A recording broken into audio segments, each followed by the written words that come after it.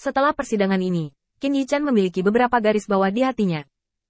Transmisi suara ke Yu Daoseng. Gotham Jin sudah menerobos. Kamu sudah siap di kuil penguasa cahaya.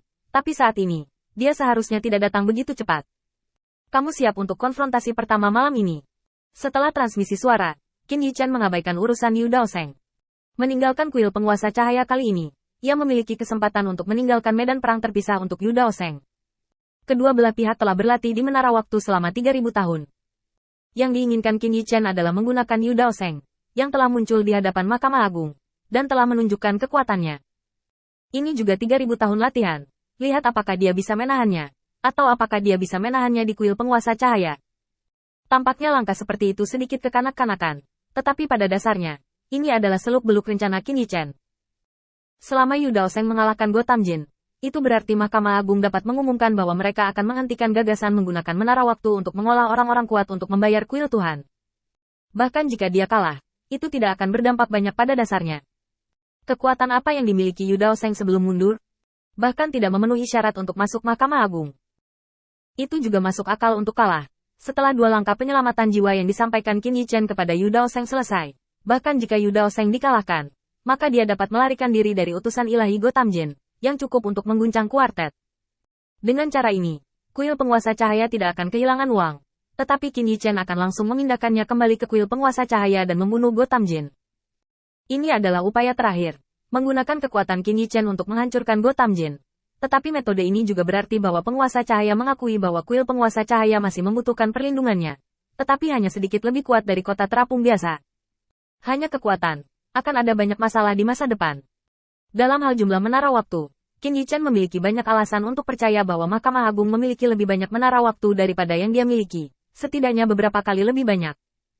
Setelah Matt berpatroli di langit, dia kembali ke kapal terbang. Bawahan Tuan Hui Guang tidak kompeten, biarkan anak itu lari. Qin Yichan tersenyum dan menggelengkan kepalanya.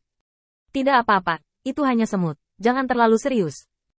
Wajah Qin Yichan acuh tak acuh sekarang, dan dia tidak memasukkan masalah ini ke dalam hati sama sekali. Tentu saja, dia tahu bahwa segala sesuatunya tidak dapat terburu-buru saat ini. Mereka hanya dapat mengambil waktu mereka. Silakan, beberapa orang baru saja salah memahami medan perang. Di Mahkamah Agung, kemajuan besar Qin Yichan telah menarik perhatian Mahkamah Agung. Tetapi di tangan mereka, benar-benar tidak mungkin untuk memindahkan orang. Masalah di Huotu Xingyu kali ini tidak sederhana. Bahkan dia tidak punya cara untuk menghadapinya. Dia hanya bisa melihat hal-hal di depannya secara bertahap menjadi di luar kendali. Semua orang yang hadir sedang menunggu pertempuran ini berakhir.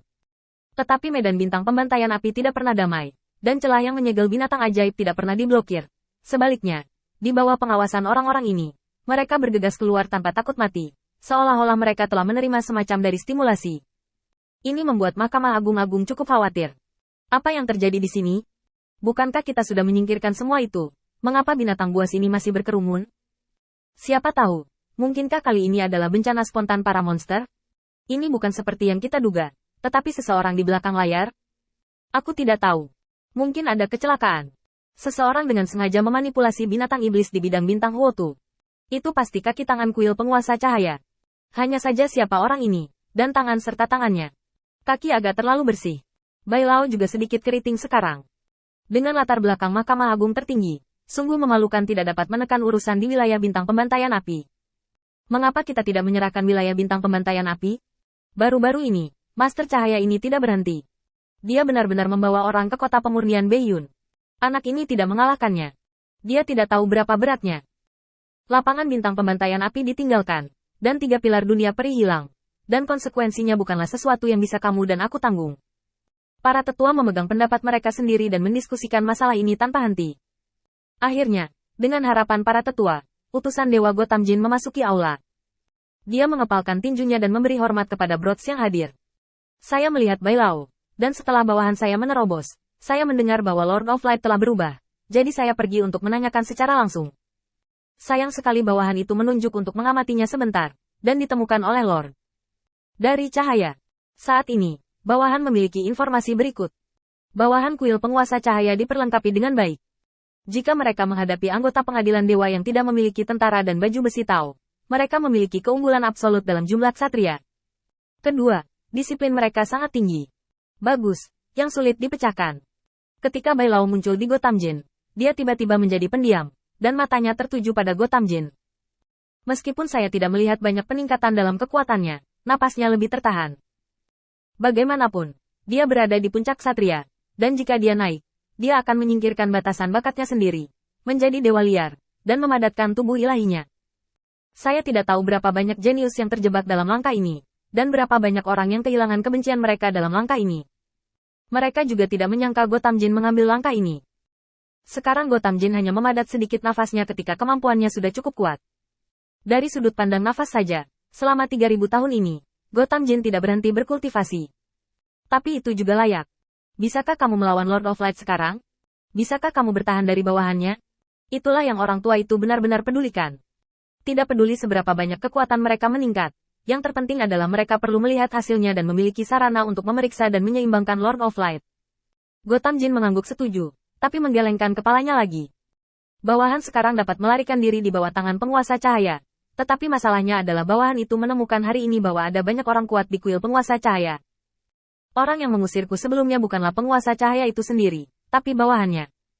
Orang ini semuanya terbuat dari logam, dan aku tidak tahu metode aneh apa yang harus dipraktikkan.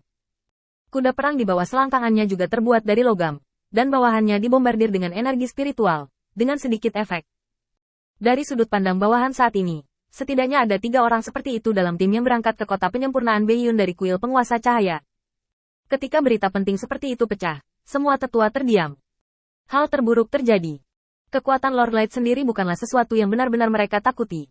Bagaimanapun, alam abadi membutuhkan kekuatan untuk mengelola, dan Mahkamah Agung mereka adalah mitra terbaik. Satu-satunya perbedaan adalah bahwa mereka yang berada di atas Mahkamah Agung perlu mendistribusikan kembali kepentingan mereka. Tapi sekarang penemuan ini telah membuat hati mereka membeku di tengah jalan. Jika kuil penguasa cahaya dapat mengontrol alam abadi dengan lebih baik, maka mereka yang di atas tidak akan keberatan mengganti organisasi mereka.